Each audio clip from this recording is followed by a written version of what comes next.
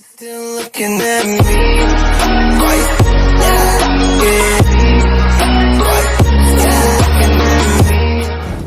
What's up, gang? It's the Multitasker. Welcome back again to another reaction. So looks like I got another requested from Shadow, and he wanted me to react to whatever happened to the Performance Center First Class.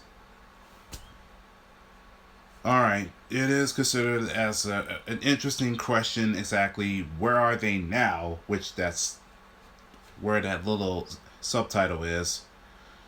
Either they're most of the names like Neville, who's now as the Bastard Pac, just signed with AEW, and probably with others that are going with AEW or Ring of Honor or Beyond Wrestling. I mean, that is the question. So let's go ahead and take a look and see of what's going on and where are they now. So without further ado, it's time to react. On July 11th, 2013, the WWE opened its Performance Center in Orlando, Florida. The inaugural class at the Performance Center was an eclectic mix of personalities. Independent standouts occupied the same space as athletic outsiders, each of them vying for the same goal, a shot at the big time in WWE, after first proving their mettle in WWE's development stage known as NXT. On or around the time that the PC opened, around 70 inhabitants, including trainers, administrators, and wrestling hopefuls, got together for a rather amazing group photo.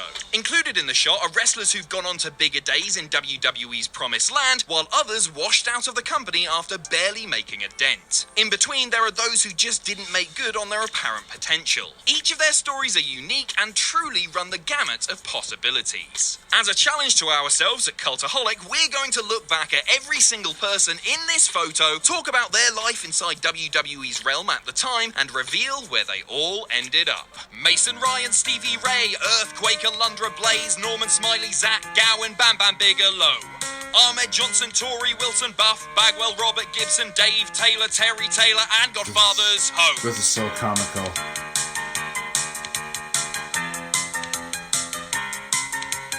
Dwayne Gill, Adam Bomb, Michael Hayes, Cor Von, S.A. Rios, Jim Manai, the manager from Kai and Tai, Jim Powers, Francine, Jack Swagger, Mean Gene, Fat Chick Thriller, Duke the Dumpster, Oklahoma Manta. What happened to that wrestler? Some were main eventing, which leaves me lamenting. What happened to that wrestler? Some since long forgotten, but their memories live on. Oliver Gray. As one half of British Ambition, Gray helped comprise the inaugural NXT Tag Team Champions in 2013, before he and his partner, whom we'll get to, dropped the gold to the Wyatt family. Gray was released from WWE in April 2014, and still wrestles today as Joel Redman, having competed in All Japan's 2019 Real World Tag League. Big Cass. After establishing both his approximate height and the fact that it can't be taught, Cass went on to enjoy a 2-year run on the main roster beginning in April 2016. After being released from WWE in June 2018, Cass has returned to the indie scene, where issues regarding his physical and mental health have sadly jeopardized his career. Moxley. Stephen Good. A powerhouse offensive lineman from the University of Oklahoma, Good certainly had the physical presence of a squared circle brute, but left WWE by the early part of 2014. Good now works as an account manager for Pollock Aurora, a company specializing in packaging in Grand Prairie, Texas. Bull Dempsey. The heavyweight brawler never did bring his talents to the main roster, and after nearly 3 years in developmental, Dempsey was let go in February 2016. Wow. He still wrestles today under the slightly modified handle of Bull James, working in northeastern-based indies like New York Wrestling Connection, and recently toured Japan with the DDT promotion. Bo Dallas. It was a good time to Bo leave and Mike Rotunda's younger son, as Dallas became the NXT champion in 2013, unseating powerhouse Big E Langston for the gold. Dallas is still on the main roster today on the SmackDown brand, though as of this video has not wrestled on TV since the fall April of 2019. CJ Parker. After providing the template for Daniel Bryan's 2018 to 2019 run, Parker requested his release from WWE in April 2015, having never made it to the main roster. He presently stars for New Japan Pro Wrestling under the name Juice Robinson, where he's twice held the United States title and reigned as tag team champs once with David Finlay. Buddy Murphy. Though nobody could argue his talent, few would have predicted that the Aussie import was 5 years away from being the unbeatable final boss of the revived WWE Cruiserweight division. Now known simply as Murphy, the ex-Buddy is a disciple of Seth Rollins on the Raw brand and reportedly a favourite of showrunner Paul Heyman. Marcus Louis. A veteran of kickboxing and rugby, Louis had been a professional wrestler since 2005 and signed with WWE in 2013, forming the Legionnaires with fellow Frenchman Sylvester Lefort. After leaving the company in 2016, Louis returned to the ring in 2020 following a hiatus and has gotten into acting, including a role on The Flash as Crucifier. Keith Brown. A former football player in the NFL and Arena League, Brown didn't last too long in WWE developmental, and best records indicate that he never even wrestled a match. The former Temple University standout now resides in Harrisburg, Pennsylvania, where he's the athletic director at University Training. Wesley Blake. Though he went on to enjoy a solid NXT tag team title run alongside Murphy, Blake hasn't had the same success since then and is yet to escape developmental. He remains with NXT as of this video, partnered with Steve Cutler and Jackson Riker as the Forgotten Sons. I did not know about Dawson. that either. Dawson treaded water in NXT until Dash Wilder came along, and the two officially put their collective tag team expertise together a few years later. Today, Dawson still wrestles with the Revival on the SmackDown brand, though his and Wilder's futures with WWE have come into question following repeated requests for their releases. Sylvester Lefort. This French trainee of Lance Storm, Lefort patrolled NXT as a combination wrestler/manager, later forming the Legionnaires before getting released from the company in February 2016. Lefort, as Tom LaRufa, has since wrestled for Impact Wrestling and presently competes in various European promotions, particularly in his native France. Bayley. Bayley struck gold as soon as she began fleshing out her doe-eyed, over-positive fangirl character, and many projected a stratospheric rise for the natural babyface, so her current persona would certainly surprise 2013 you and I. Bayley and her disengaged heel persona are currently holding the SmackDown Women's title headed into WrestleMania 36. I still don't like Sasha her haircut. Banks. It wasn't exactly boss time quite yet, but the hands of time spun closer and closer to Banks becoming one of the truest breakout stars in the early days of NXT. Banks has been on the main roster for nearly 5 years to this point, holding multiple women's titles and presently wrestles on SmackDown. Simon Gotch. Though it took us in the office a little time to figure out who some people in the photo were, there was no mistaking Gotch's charmingly antiquated moustache as anyone else's. Released from WWE shortly after WrestleMania 33, the now Simon Grimm wrestles for Major League Wrestling, where he's part of the Contact Unit stable. Jake Carter. The real-life son of Leon Vader White finished with WWE later in 2015 and wrestled his most recent match in the spring of that year. Carter collaborated on Kenny Casanova's biography of his legendary father and is a business development manager at MGA Home Care in Dallas. Rusev. The Bulgarian brute soon carried over his dominant final months in NXT to the main roster, where he suddenly began pledging allegiance to Mother Russia, riding on tanks and having a daily holiday in his name. Rusev still chugs away on the Raw brand, where his most recent claim to fame was his feud of the decade contender with Bobby Lashley. Knuckles Madsen. The eccentric and colourful Memphis native previously wrestled as Kid Nichols and Killer Nichols through various indies before signing with WWE in 2012, last wrestling for the company in late 2013. Madsen doesn't appear to have wrestled since based on match records, and he now resides in Arkansas. Veronica Lane.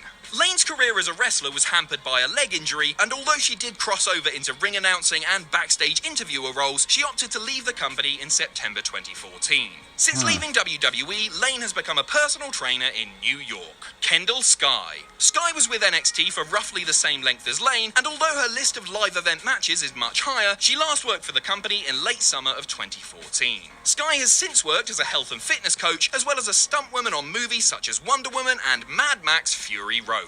Solomon Crowe. From hacking up foes in CZW to the technological version of hacking, Sami Callihan became Solomon Crow, sort of Kevin Mitnick meets Robert Smith from The Cure. The talented Callihan didn't last long in WWE, earning his release in November 2015, and is presently a top performer in Impact Wrestling, where he recently held the world title. Braun Strowman. He didn't wrestle his first match until the tail end of 2014, but WWE clearly knew they had something in this beastly strongman, even if it took a couple more years for him to find his booming voice. At press time, the highly popular Strowman resides over on SmackDown and is a recent Intercontinental Champion. Well, Emma. was. What an unusual WWE run. Man, Dance I remember awkwardly, her. become a no-nonsense heel, get stuck in an ill-advised beauty loop, revert to your prior character, and then get released. The criminally underused Emma popped up in Ring of Honor shortly after under her real name, Tennille Dashwood, and currently competes in Impact Wrestling. That's her Sean real Bennett, a referee for the company since 2013, Yeah, that's Bennett a shame, eventually though. moved up from developmental to the main roster. He's still with the company today, working on the Raw brand, and also heads up the crew for setting up the ring for the TV and live events that he works. Cal Bishop. Based on his appearance, it's a little surprising that the burly NCAA heavyweight wrestler didn't make it in WWE. Unfortunately, repeated shoulder injuries led to his exit from the company in 2015. Bishop still wrestles today under the name Cal Jack, primarily on the California indie scene. Kalisto. The longtime Samurai Del Sol made his way to the program in 2013, where tag team, cruiserweight, and United States title reigns each followed, all of them good lucha things. Kalisto is currently over on the SmackDown brand, where he remains a part of the Lucha House Party trio. Alexa Bliss. Bliss was freshly signed to the territory not all that long before Photo Day, with perhaps few realising how much she'd eventually bring to the table as the snottiest mean girl that you ever went to school with. The five-time women's champion wrestles on SmackDown, woefully miscast as a babyface. Charlotte Flair. You had to figure she was earmarked for great things due to the family connection, which is to say nothing of her work ethic, obvious star presence, and incredible athletic abilities. NXT included, Flair's held 11 different women's singles titles in WWE, and the Raw brand talent is headed to WrestleMania 36 after winning the 2020 Women's Royal Rumble. Mickey Keegan. This veteran heavyweight of Northeastern Indies seemed to have a viable future, but was unfortunately forced into retirement later in 2013 due to a diagnosis of spinal stenosis. Keegan worked in a creative capacity in NXT for a few months and is now general manager for a vegetarian restaurant called Life Alive. Sami Zayn. El Generico's best friend signed with WWE at the onset of 2013 and made a big splash in NXT later that year, particularly in his high-quality feud with Cesaro. Zayn is on the SmackDown brand these days, where he reigns as Intercontinental Champion. You finally did it, Sammy! Yes! Slate Randall. Here's one that got away. Randall lasted only about a year, competing pretty much exclusively at house shows before getting ousted in the summer of 2014. Since then, Randall's done well for himself as Eli Drake, the namer of dummies that eventually conquered Impact Wrestling and currently holds the NWA World Tag Team titles with James Storm. Paige. On or around the time of the photo, Paige was in the midst of her unstoppable NXT women's title reign, of which the only antidote was to have her vacate it upon ascending to the main roster in 2014. Retired due to spinal injuries, Paige is now a studio contributor on WWE Backstage. Xavier Woods. By year's end, he'd be usurping Brodus Clay's music and Funkadactyls, and 1 year after that, Woods began a star turn that few realised was a star turn upon the formation of the New Day. Woods remains the most excitable member of the popular trio on SmackDown, though he's currently sidelined with an Achilles injury. Mojo Rawley. The former defensive lineman possessed plenty of upside when he was signed to WWE in 2013, but despite his size and energy, he's never quite been able to pull it all together. Currently on the Raw brand, Rawley is embroiled in the 24/7 title scene, having held the belt 6 times as of this video. Derek Moore. Another referee with lasting power in WWE, Moore actually made kayfabe headlines when Alicia Fox shoved him during a 2017 episode of Raw, resulting in her being fined. As noted at the start of this entry, Moore remains with the company today, currently assigned to the Raw brand. Becky Lynch. You might have projected big things for Lynch on the main roster, perhaps a title reign or several, but would you have predicted winner of WrestleMania's main event over the most famous female mixed martial artist in the world in 7 years back then? Lynch remains the man today as women's champion on Monday Night Raw. JoJo. JoJo was brought in as an outsider for the Total Divas television series, eventually becoming a ring announcer for NXT and later the main roster shows. She still works for WWE today, assigned to the Raw brand, but is currently on maternity leave after giving birth to the son of Bray Wyatt. Lana. Her entire 6 years on the main roster have in some way involved real-life husband Rusev, whether she was at his side or aligned against him in some form of emasculating angle. As of now, Lana is positioned opposite Rusev, having married Bobby Lashley, and she currently plies her trade over on Raw. Eva Marie. The more maligned half of the Total Divas ringers was an easy target for fan vitriol, which was amplified by the gimmick of not appearing for matches due to some flimsy excuse. Eva Marie left WWE in 2017 and is now the proprietor of NEM Fit Workout, as well as a brand ambassador for Monster Energy. Angelo Dawkins. Dawkins spent over 6.5 years in developmental, 2 of which were spent in the Street Profits alongside partner Montez Ford before finally getting a call up to the main roster in 2019. Dawkins presently clamours for the smoke over on the Raw brand and is currently one half of the Raw Tag Team Champions alongside Montez Ford. Tyler Breeze. Sometime around the point of this group photo, the man once known as Mike Dalton had ditched his rather basic character and became the narcissistic selfie-taking Breeze, which eventually brought him to the main roster. After some futile years on Raw and SmackDown, Breeze returned to NXT in the spring of 2019 and also currently wrestles on 205 Live. Troy McClain.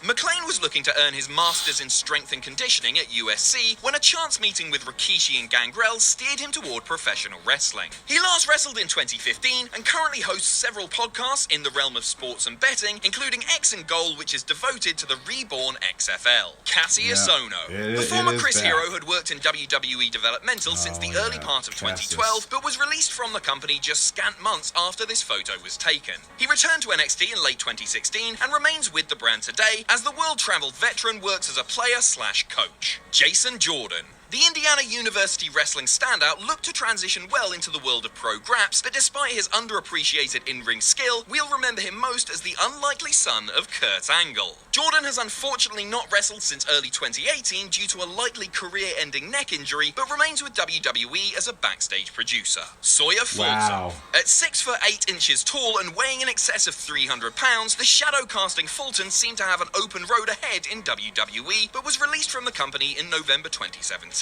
He now wrestles for Impact Wrestling under the name Madman Fulton, playing the role of Heater for Sami Callihan's OVE faction. Enzo Amore. Hard to believe that that's the certified G and bona fide stud there in the photo, with only the spiderweb tattoo on his elbow a solid clue toward identifying him. His career and personal arcs since then have proven newsworthy, to put it mildly, and Enzo still wrestles occasionally, feuding with Brian Pillman Jr. across several indies. Dan Engler.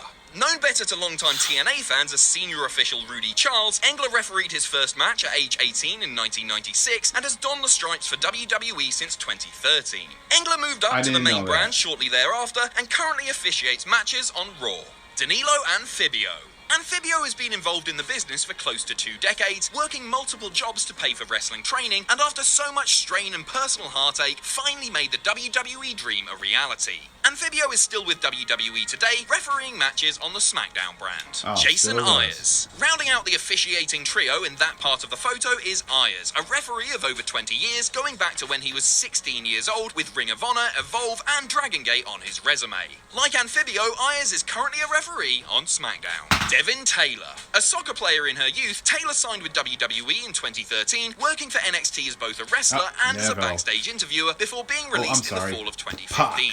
After leaving wrestling, Taylor co-founded Class & Cano vegan-based skincare products and serves as the operations CEO. Travis Tyler. Tyler never really made it to the next level in NXT, last wrestling for the territory in the summer of 2014 after a long period spent as a stepping stone for others. Wrestling today as Dak Draper, Tyler has found a bit of footing working for Ring of Honor. Aiden English. With an operatic voice and the flourish of a seasoned stage performer, English brought unique characteristics to NXT, lending him an air of villainous pomposity. He hasn't wrestled in close to a year, but English remains with WWE as a colour commentator on NXT UK broadcasts. Baron Corbin.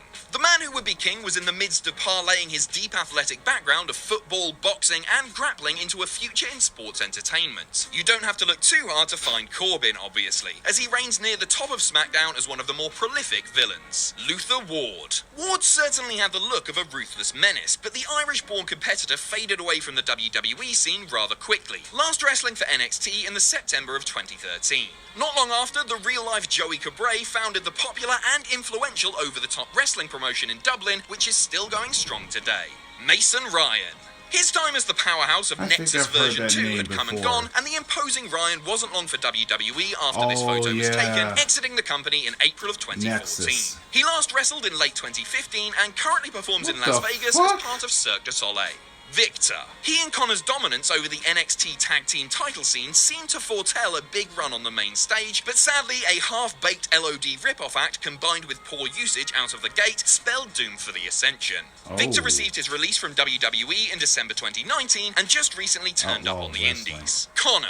The Ascension's heavier hitter figured to have a bigger place in WWE than what he got since he was suitably menacing and worked in developmental for years, but alas. Connor's trajectory has followed Victor's, re-emerging on the Indies with his partner months after their WWE exodus. Leo Kruger. The deranged South African survivalist gave way to the Adam Rose gimmick in 2014, which didn't get him to the Greek, but rather to the deep undercard of WWE. Rose has teased retirement at different points in the last couple of years, and most recently wrestled Brian Pillman Jr. at an Ohio indie event back in September. Manic Omari. Like many on this list, Omari's time in developmental proved short, wrestling a handful of matches throughout the first half of 2013 before disappearing from NXT's ring. He last wrestled in 2016 as the Zulu Warrior and presently runs a YouTube channel dedicated to fitness and nutrition. Danny Burch. Burch was let go from WWE in the spring of 2014, but turned back up once more the following year, making sporadic NXT appearances before assuming more of a regular role by late 2017. Today, Burch wrestles for NXT, NXT UK, and 205 Live, teaming regularly with Oney Lorcan. Adrian Neville. The man that Gravity forgot won the NXT Championship in February 2014, and of the 16 men who have held the title, is the only one no longer signed to WWE. After finally getting his release from WWE in 2018, the man we know better as Pac hit the ground running and is one of the higher tier heels in AEW. Byron Saxton. Saxton was no longer wrestling at the time of the photo and had already migrated into a commentary position on the brand, which he performed in on and off in periods through 2015. Saxton remains a commentator with WWE Today on Monday Night Raw and also hosts select live events for the company. Matt Wichlinski. Wichlinski was hired as a strength and conditioning coach for the Performance Center in March of 2013, having worked previously with Joe DeFranco, the personal strength coach of Triple H. He currently runs the Strength Shop, an intensive training center in Longwood, Florida. Norman Smiley. Fans may know him better as the master of the Big Wiggle, but Smiley is a world-traveled veteran wrestler with a quarter-century of experience as an active performer. Smiley became a trainer for WWE Developmental in 2007 and remains in that role with WWE to this day. Sarah Amato. Accomplished women's wrestler Sarah Del Rey had her final match in 2012 and became WWE's first ever female developmental trainer later that year and was later promoted to assistant head coach in 2015. She remains a top-ranking trainer at the Performance Center today, working alongside Matt Bloom. Canyon Seaman. A former competitor in World Beach Volleyball Championships, Seaman was hired to WWE as a senior director of talent developmental in the spring of 2012, leading one to wonder how that sort of career path works. As of 2020, Seaman remains with WWE in that position. Terry Taylor. With a wealth of experience working pretty much every major American promotion and territory there has ever been, Taylor was brought back to WWE in 2012 to work as a trainer. He remains at the Performance Center today, teaching the finishing class at the PC alongside Shawn Michaels. Brian Duncan. Hired in September of 2011, West Virginia University alumnus Duncan has served the Performance Center as an athletic trainer and physical therapist for many years. At present, Duncan is still at the Performance Center with the job title of Head Athletic Trainer. Robbie Brookside. Brookside retired from the ring in May of 2013 and subsequently became a coach in NXT, bringing 30 years of experience in the business into his teaching. He still remains one of the company's tutors, teaching the beginners classes at WWE's Performance Center. Nick Dinsmore. Known better as Eugene over a few WWE tenures, Dinsmore worked for the company in Florida during this time as a trainer before being let go in October 2014. In his mid-40s, Dinsmore still wrestles today, mostly for promotions in Wisconsin, Okay. Iowa, and Minnesota. Joey Mercury. After finishing up as an active wrestler with WWE earlier in the decade, Mercury became a trainer for the company and was later upgraded to main roster producer. Yeah. Mercury most recently worked for Ring of Honor as a trainer and in creative, but after leaving this past October, he went on to levy many damning accusations of mismanagement against the promotion. Whoa. Okay, Joey.